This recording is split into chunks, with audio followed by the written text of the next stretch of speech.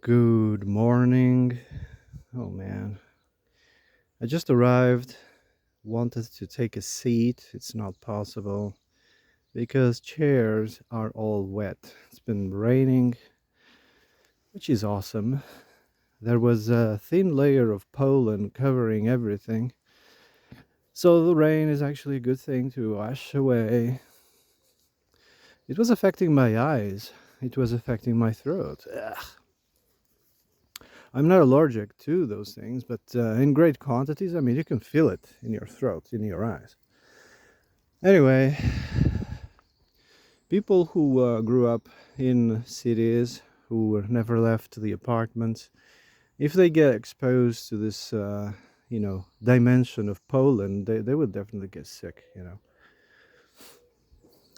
Our bodies used to be a lot more resilient until modern times kind of changed everything, you see.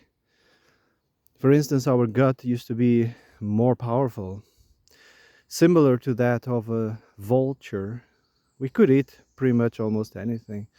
Drink from the puddles of water in the floor. I mean, the first line of defense would be the mouth, of course. We had, lots of bacteria in the mouth. And in the gut as well, our stomach acid used to be 10 times more powerful. That's why it exists, actually, the stomach acid. It has nothing to do with digestion. It's just a way of eliminating the undesirables, those acids. Well, accidentally, it also breaks down food, but eventually what we eat turns everything, gets turned into liquid. Everything is separated from solid to liquid, and it is the liquid. Properly filtered, properly taken care of, that feeds the rest of the body. But those acids used to be a lot more potent. And of course, in case of doubt, because there were certain things we ingested that was very, very strange, we compensated. Yeah, we kind of, became complacent with nature. You see, we following natural order of things. We, like any other animal that knows their plants, we also know our plants and started growing them ourselves, like garlic, ginger, celery, and all those things. And consuming them would help us get rid of the undesirables. You know, in Japan, for instance, there's this green sauce. I don't know what is it called. I'm sorry. I'm gonna have to Google that. It's a green thing. It tastes like ginger, even stronger. And you're supposed to eat it along with the sushi, because the trained eye of the chef, could have missed something, and some parasite could go along in the food. I mean, our gut will take care of it, but just in case, let's eat it with that sauce, you know, just in case. Anyway, you have to be very careful nowadays because that sauce, I don't know its name, um, was grown and it still is grown by some, but they find a way to, fake it. Yeah, they fake it. So it doesn't do its normal function anymore. So you have to be very careful. Compensate yourself if you like sushi, compensate yourself with, celery, garlic, and ginger. I mean, there's people who go their entire lives without eating garlic. It's incredible. No wonder from time to time they have to do a cleansing, a parasite cleansing.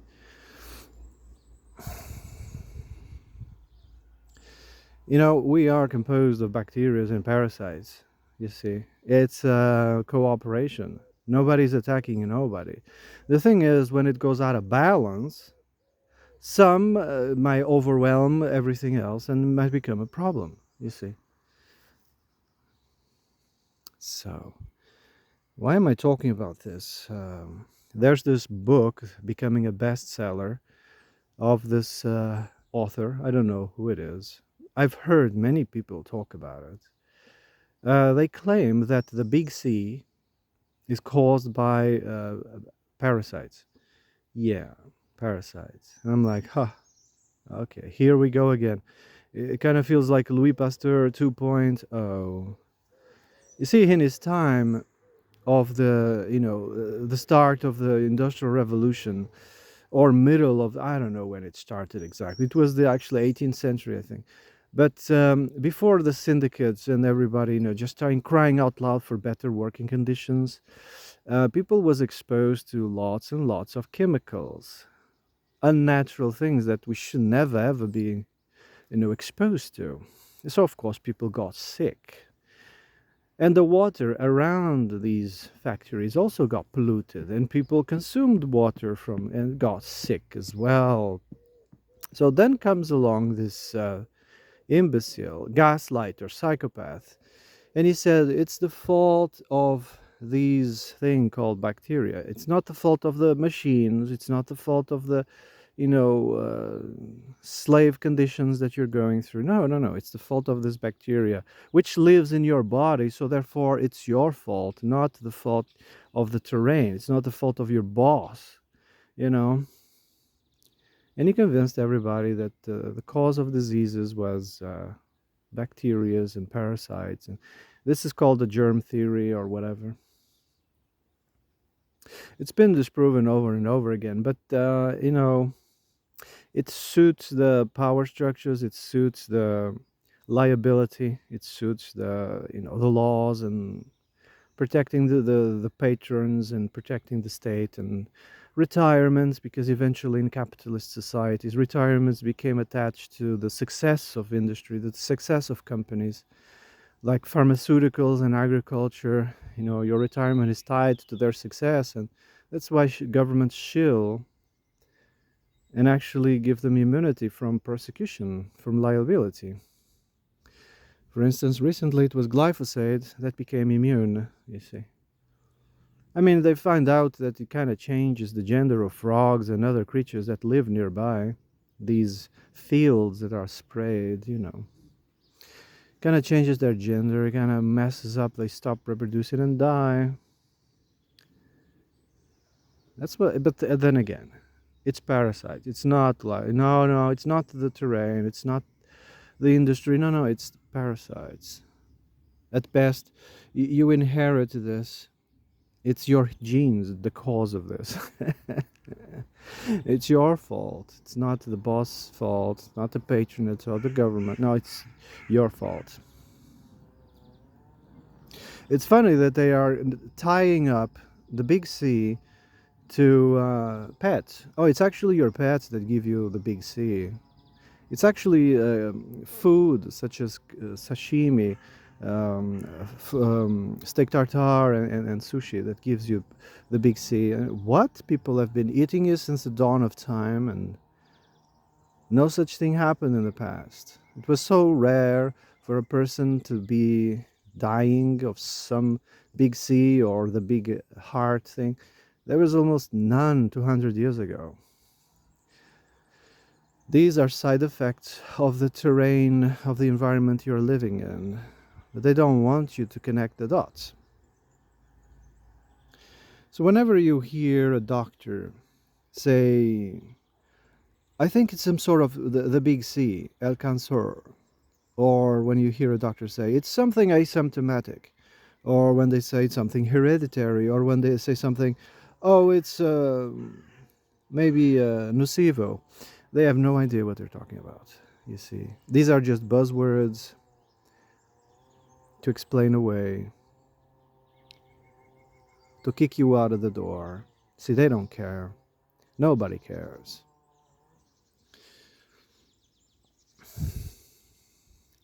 Even the most intelligent people are now convinced that it's a cat or a dog or, I don't know, something that has kept company since the dawn of time, that is actually the cause of the big C. You see, when they start with their microscopes, they start looking. When there's a microscope or a telescope involved, bullshit. Yeah, it's bullshit immediately. It all depends on your intuition. It all depends on your imagination. It all depends on your life parkour, the parkour of your life. There's lots of factors that affect your imagination or your perceptions. When they start looking in those microscopes, it's going to be bias. You see, It's not objective, it's completely subjective what they are. So when they are looking and they see parasites around the place, they're, oh, here's the cause. No, it's not. They are there because they've always been there. They are part of you. Bacteria and parasites are part of you. Why are you blaming them for the LC? You know, the same thing as when a fire starts, and the firemen are normally the second to arrive because there's always someone looking, with their eyes open. Some people get mesmerized just looking at something burning. They're like in the form of hypnosis. That's why, most religions have a fiery bush talking to them, and they are like boggled, looking at the fire. The firemen arrive and start putting out the fire, and they're like, oh, look, that's the cause. They are in the scene. You see? They are in the scene. It's got to be them. No, just because they arrived and start doing their thing, it's not the cause. But even the most wisest and brilliant minds sometimes get fooled. What's the cause of things? Get fooled by what? The effects.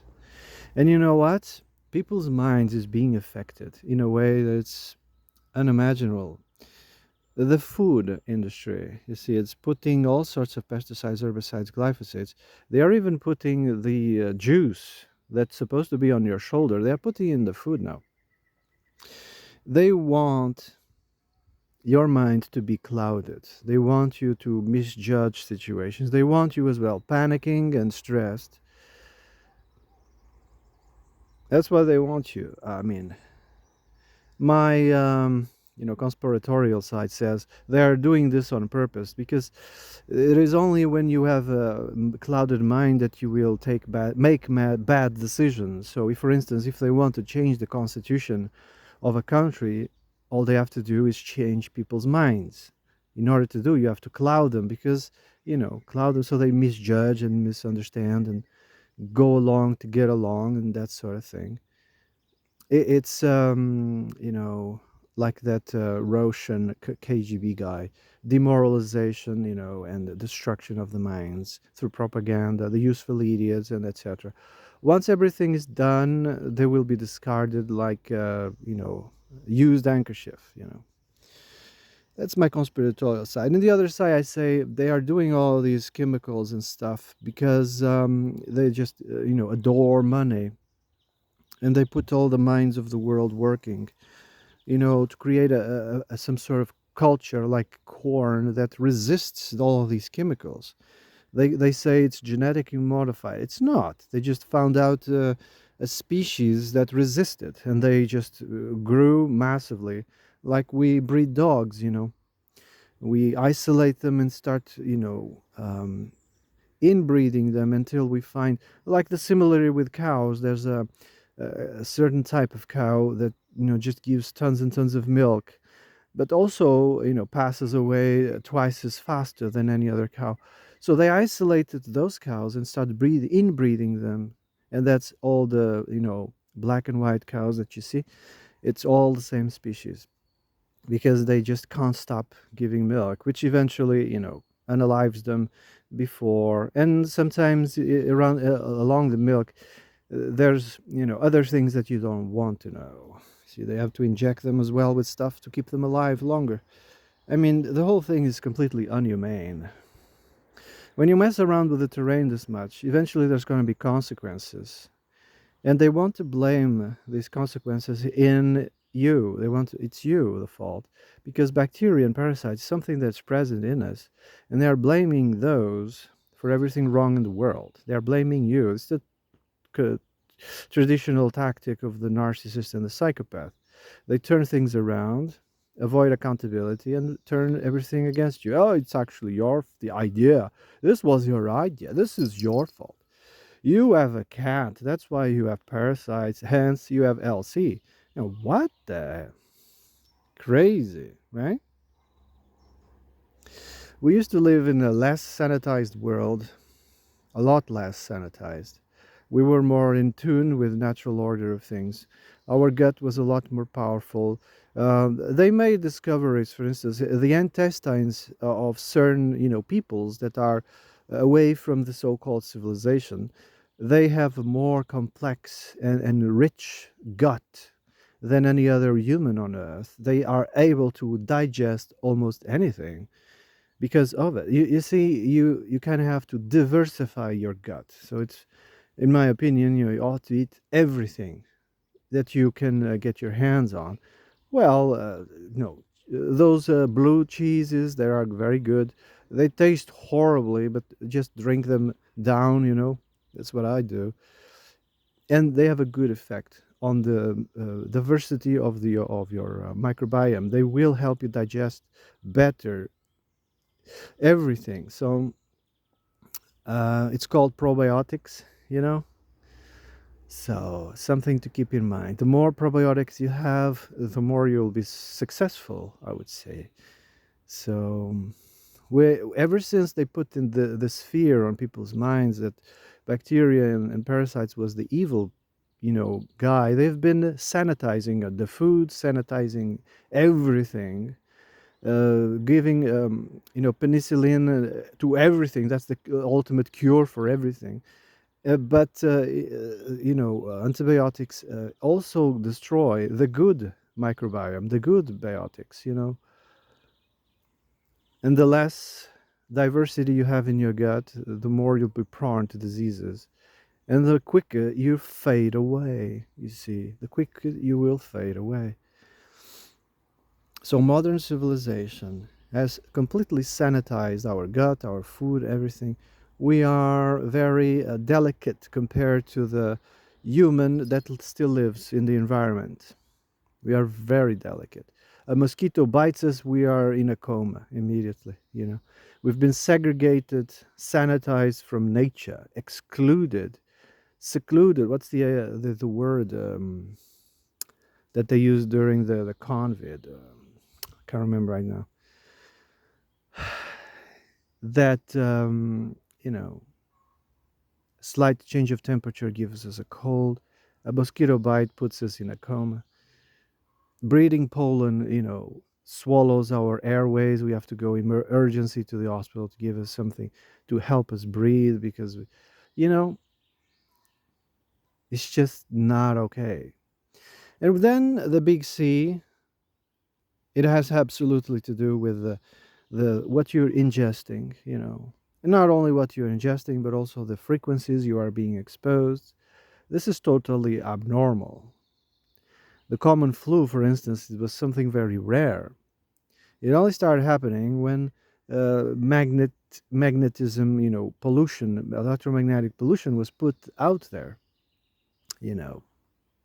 And of course, they use this. Oh, when the Europeans reached those countries during the navigation, they all died with flu because they weren't prepared. Bullshit. That's just explain away bullshit. Pull the veil in front of your eyes. Gaslighting. Bullshit.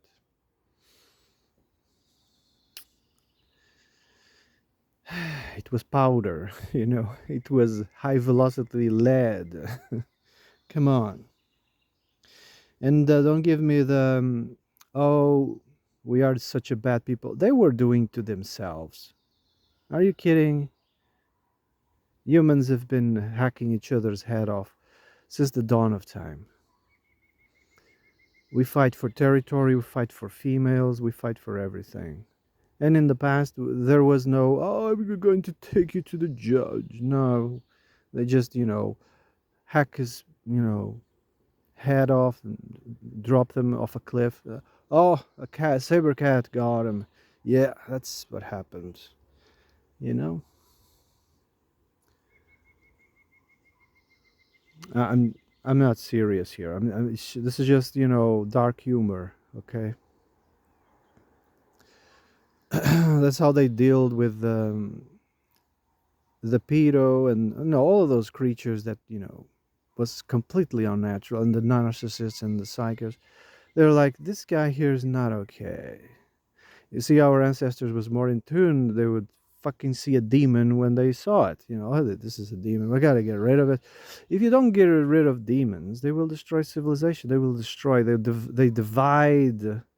They segregate and divide people into paranoia, into crazy, and that's how a tribe dies. When there's the contrary of a union, and that's what a narcissist and a psychopath does. They project their dysfunctionality and eventually destroy the core of everything. So anyway,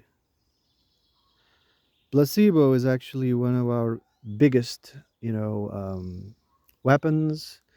Placebo, or the power of the soul.